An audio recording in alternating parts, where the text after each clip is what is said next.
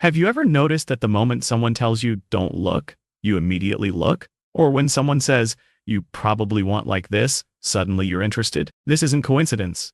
It's reverse psychology, and once you understand how it works, you'll see that people are constantly being influenced without even realizing it, including you. Today, on Soul Shift Psychology, we're breaking down the hidden power of reverse psychology, how it shapes your decisions, relationships, motivation, and habits, and how you can use it on yourself to transform your mindset.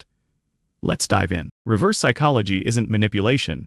It's not tricking someone into doing something they don't want to do. Done right, it's a powerful insight into human motivation, understanding what actually drives us, and how our minds respond when we feel pressure, limitation, or autonomy taken away. In this video, you'll learn why reverse psychology works, the real psychological principle behind it, how it influences children, adults, and even your own mind, how to use it ethically in relationships, communication, and self-growth, and, surprisingly, how the best way to motivate yourself might be telling yourself not to do something. Let's start with the psychology behind it. Why reverse psychology works. Most people think reverse psychology is simply saying the opposite of what you want. But the truth is deeper than that. The real force behind it is something called reactance. Reactance, the mind's rebellion mode. Reactance is a natural human response to feeling controlled or restricted. The moment we sense our freedom being taken away, we instinctively push back. You see it everywhere. Tell a child, don't touch that, and suddenly nothing is more interesting. Tell a teenager, you can't date him, and now he's the love of her life. Tell an adult you won't understand this, and now they're determined to prove you wrong. Reactance triggers the desire to reclaim control. Why we react this way. Humans are wired to want autonomy, the freedom to choose. So when someone tries to limit our choices, our brain fights back to restore balance. Reverse psychology works because it aligns with the desire for independence. You're not tricking someone. You're allowing them to feel in control. Everyday examples you don't notice. Reverse psychology isn't rare. It shows up everywhere in your daily life. 1. Marketing. Ever seen a commercial say, only a few left, don't miss out? That's reverse psychology mixed with scarcity. 2. Education. Teachers sometimes say, you might find this part challenging, so most students skip it. Immediately, students want to prove they're not most students. Relationships. Someone might say, it's okay if you don't want to spend time together today. Suddenly, you feel more inclined to stay. 4. Even self-talk. You might tell yourself, maybe I shouldn't go to the gym today. It's easier to stay home. And suddenly, you get the urge to go because you don't like being limited, even by your own thoughts. Reverse psychology is woven into human behavior. Using reverse psychology in communication, let's talk about how to use this knowledge ethically, not to manipulate, but to understand human motivation and create healthier communication. 1.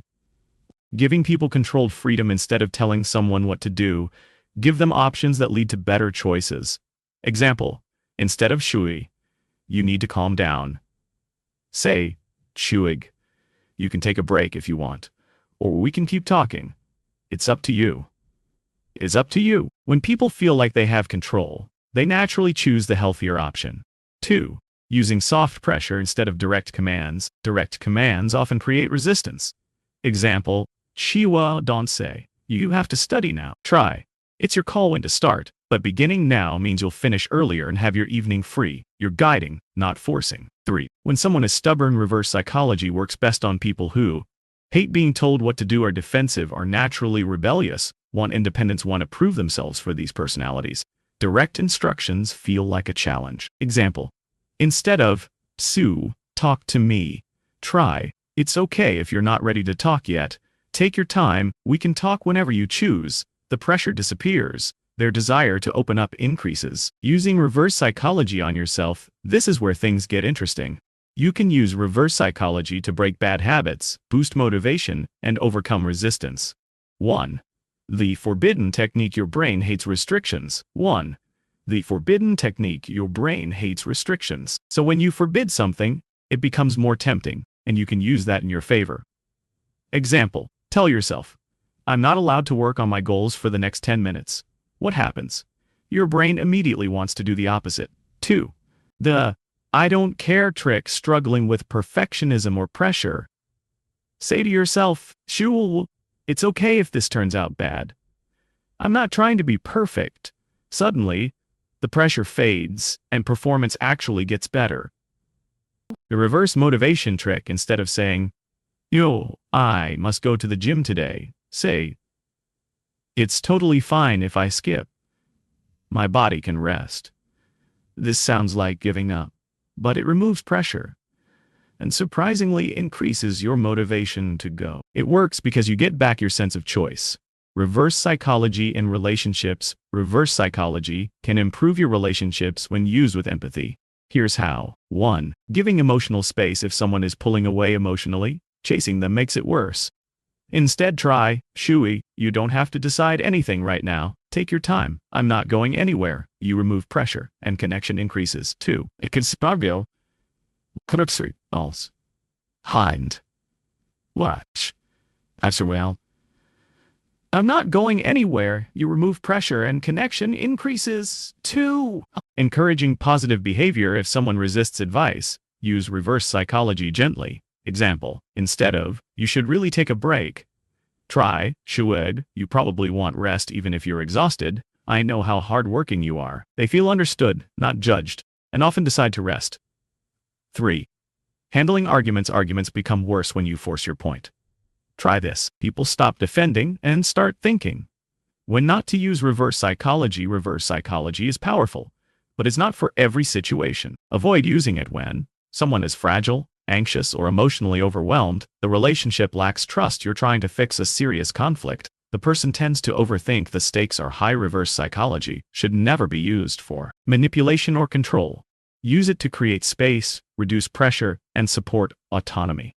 Reverse psychology and personal growth. Stop fighting yourself. Most internal battles come from forcing yourself. I should do better. I must stop procrastinating. I need to stop overthinking. These trigger your internal reactants, and your mind rebels. The key is releasing pressure, not adding more. 2. Use reverse psychology to break negative patterns. Example, instead of forcing yourself to wake up early, finish tasks, limit screen time, be more disciplined. Try the reverse approach. Jaguar, I can scroll if I want, but maybe I prefer peace over noise. She, I can procrastinate, but starting now makes life easier. I don't need to be perfect. I just need to begin. This switches your brain from resistance mode to choice mode. 3. The power of permission. Giving yourself permission to fail, to rest, to start small, to take your time, actually creates the mental safety you need to succeed. Reverse psychology is ultimately about freedom, and the more freedom you allow yourself, the more growth becomes natural.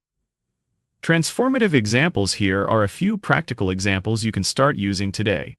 Example 1. Breaking procrastination. Instead of Jabal, I must start studying now. Try, only look at the book for 1 minute. I don't have to actually study.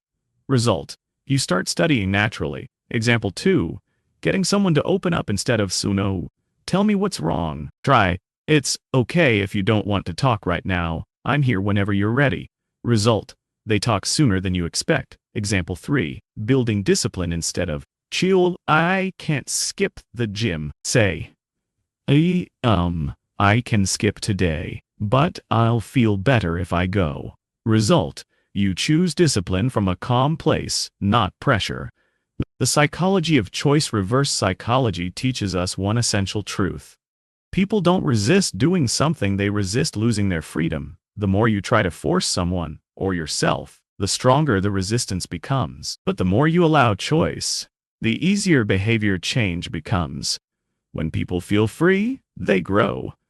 When they feel pressured, they shut down. This is the foundation of emotional intelligence, leadership, parenting, relationships, and personal development. A powerful technique to use today. Here's a simple method you can try right after this video.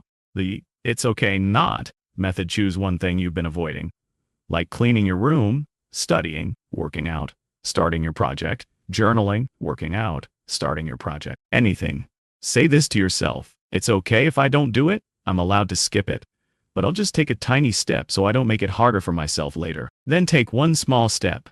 Put on your shoes, open the book, clear one corner of the room, write one sentence. Your brain stops fighting. Your motivation rises, and the momentum does the rest. Reverse psychology isn't magic. It's not manipulation. It's a deeper understanding of human nature. It reveals something profound. The people aren't afraid of effort. They're afraid of losing freedom, and when you learn to communicate in a way that honors freedom, your own and others, everything changes. Everything changes. You reduce conflict. You build trust. You improve your habits. You motivate yourself with compassion instead of pressure, and you step into a version of yourself who grows naturally, not forcefully. On Soul Shift Psychology, we believe the greatest transformation happens not when you push harder, but when you understand yourself better. If this video helped you, make sure to subscribe for more psychology and self-growth content. And remember, the mind doesn't need force, it needs freedom.